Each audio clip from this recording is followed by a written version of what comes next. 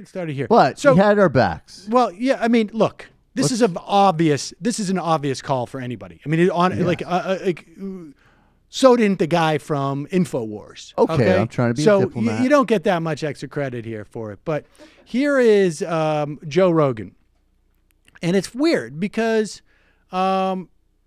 maybe Joe Rogan has forgotten, but we played softball together multiple occasions back in the day in Boston. Maybe he forgot. It's possible. Last time I was out in L.A., suggested, I tried to put myself onto the show, but it's a problem. It's a Sam Harris problem. Yes. Now, this is what I find really fascinating, is that all of these guys, their fundamental value seems to be you can't deplatform people just because you disagree with them. Right? That's Dave Rubin's whole shtick. He's the last liberal. Deplatforming us is wrong. And what's that guy? Hugh Hewitt University or which whatever one of those guys is. Is it Hugh Hewitt or the other one? No, it's doesn't matter. Prager. Dennis Prager University. They're demonetizing him on YouTube. That's a deplatforming. Milo, they're trying to deplatform. Joe Rogan's got that. It's all about liberty. Why are you afraid of saying these things? When I try and go on the show, now maybe Dave Rubin is afraid of having a debate with someone who can actually debate. Maybe Joe Rogan is a little bit nervous about it. There's not a lot of prep involved in this stuff, but let's listen to this.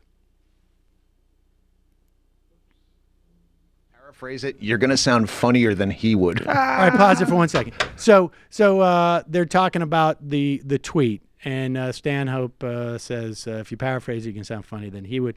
I don't know. Stanhope's from Worcester. I don't know. I mean, we didn't know each other. I think he was a little bit younger than me at that time. Seems to be a little bit, not so much now, but I think we went to the same high school. I think we both went to Doherty High. I'm not sure, but here is.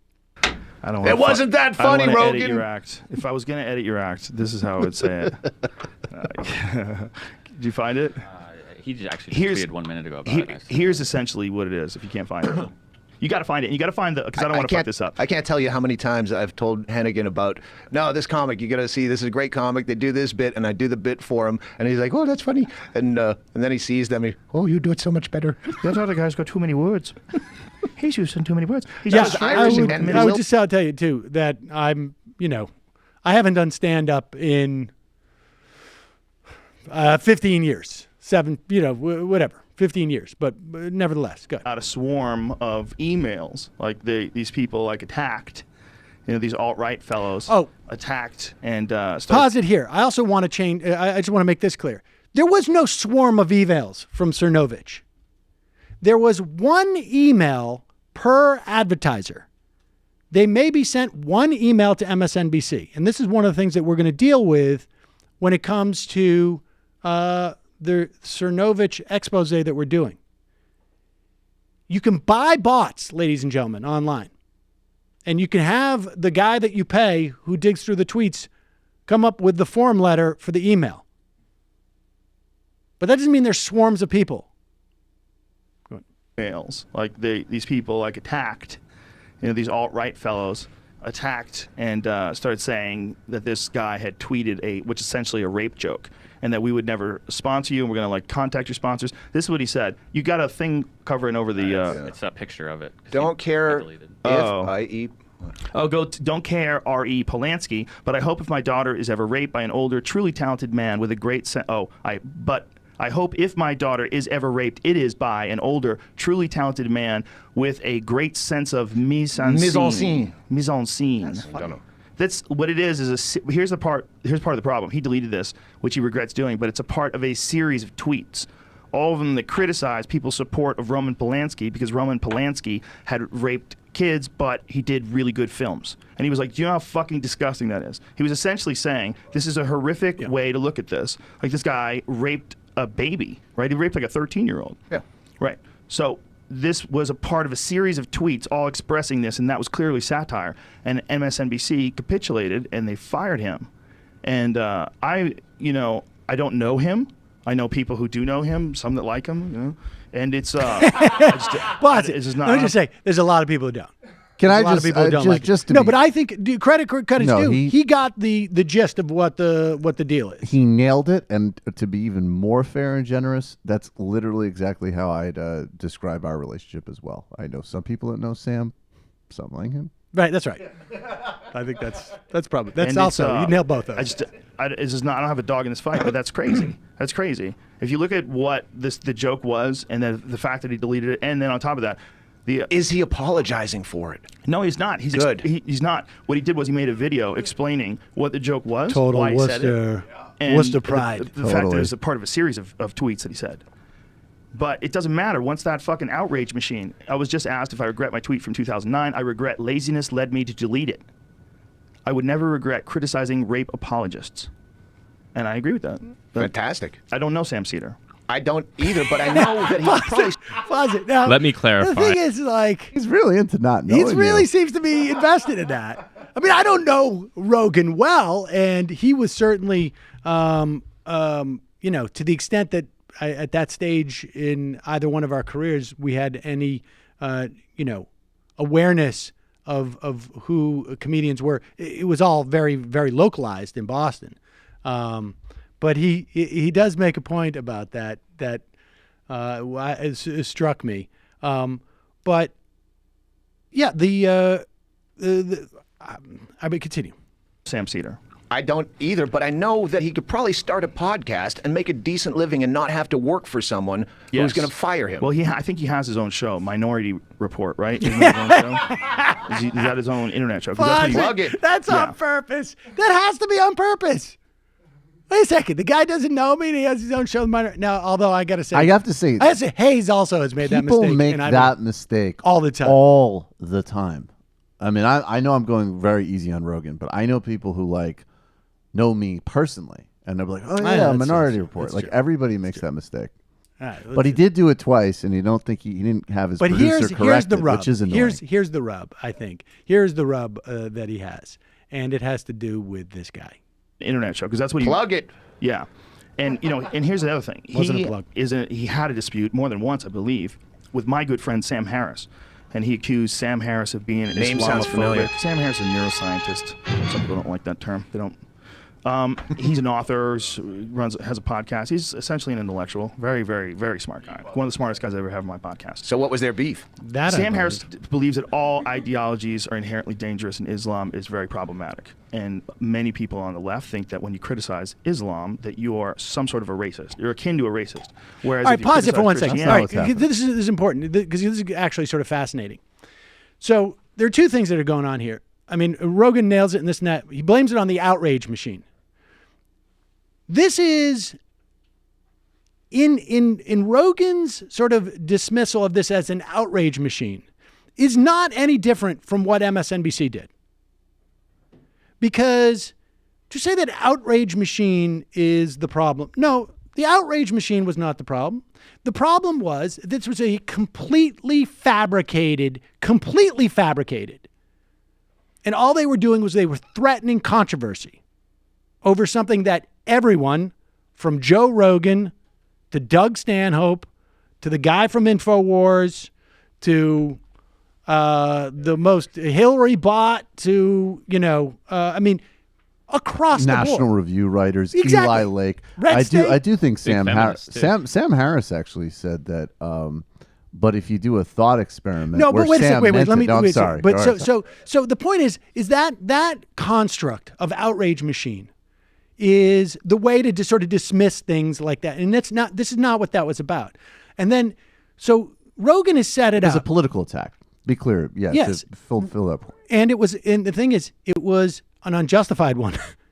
I think, listen, if I had written multiple tweets, maybe one, saying like, I am pro child rape, it's a totally different situation. The outrage could be just as large, and I could get fired, and it's a fundamentally different situation. And here we have Rogan now setting up the Sam Harris thing, right? Sam Harris thinks that all ideologies are problematic and Islam is a big problem. And then if you say that, because Sam Harris says that, then lefties call him racist. Now, the funny thing is, and this is why this show will never be and never could be as even remotely like a fraction of the size of Joe Rogan's, is because you're going to see Doug Stanhope now actually contradict Rogan. And neither one of them are going to acknowledge it or maybe realize it or acknowledge it. Here we go. Is very problematic. And many people on the left think that when you criticize Islam, that you are some sort of a racist. You're akin to a racist. Whereas if you criticize Christianity, you're someone who's just not a rube, right? It gets to that weird thing because of brown skin and people's desire to not be perceived as racist. So they go way overboard with it. And which is what's happening with the Me Too thing, where you go, I see all the benefits of people coming out, and it's putting the fear in fucking everybody. Who did I fuck 20 years ago? Go ahead. No, but I just wanted to just, for Sam's sake, like, he's not a racist by any stretch of the imagination. He doesn't like ideologies. He doesn't like something that makes you think that God wants you to kill people. He doesn't want, I mean, whether or not you interpret that the way the Christians do, I mean, there's not a lot of people killing people over some shit from the fucking Old Testament. You know, there's no one out there enacting the rage of God for people wearing two different types of cloth, right? Because... All right, now pause it. Now here it is. Here it is. Just go back a second. Here is where exactly Doug Stanhope is going to address exactly the point that we have made on the show a million times about Sam Harris's analysis, right? That Sam Harris says Islam is problematic. Stanhope goes with this retort as to why we don't see that same behavior out of Christianity. Testament. You know, there's no one out there enacting the rage of God for people wearing two different types of cloth, right? Because Christians are generally better off. And financially. once you get a lot of fucking toys and you dismiss a lot of that, I should kill myself in the name of blank. That's a fucking good point. Thank you. Exactly. That's a appreciated. great point. In fact, that is the point. That you happen to have cultures in Islam that have been, because of destiny, they had oil under the ground, and it has created an entire centuries of political machinations that have created these, whether it's propping up monarchies that are exploiting the resources, whether it's actually funding these nascent organizations of extremists because you're going to find advantage, they're going to fight your enemies. I mean, all of this. And so it is not that Islam is the problem. It is that Islam's problem was they had a lot of oil under the ground. And that specific ideologies, as you were alluding to, are funded for very, very specific reasons. And even understanding the difference, as an example, between the Shiite revival and Iran Hezbollah, which I guess I always got to be clear even with these people, I do not endorse, but which did have an incredibly real-world anti-imperialist political focus, which we reacted to, versus supporting the Saudis and Salafist and jihad in Afghanistan, which is a precursor to all of these problems, Al-Qaeda and ISIS, because at the time they were perceived of as apolitical and just a religious revivalist movement, which is why, Reagan called them the moral equivalent of our founding fathers. This stuff is all politics and economics. And what's so annoying about Harris is that he might take a few people who good-naturedly, I think with good intentions, but they have a simplistic critique and they do just reduce all, like if you have a critique of Islam, it's just latent racism, which if we're being real, in some cases it obviously is.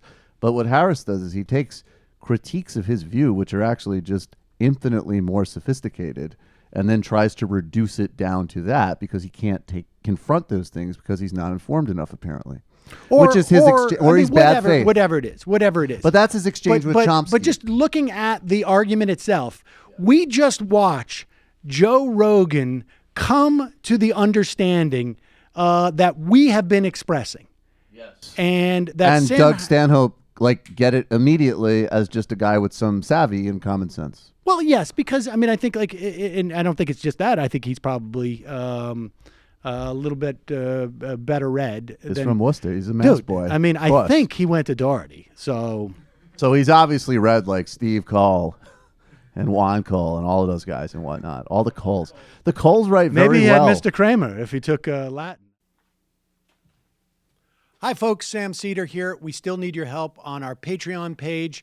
YouTube ads have come back, but not nearly as much as we had before. So if you can help us out, any little bit helps. Head over to our Patreon page right at this URL, and you'll help us keep helping you by making videos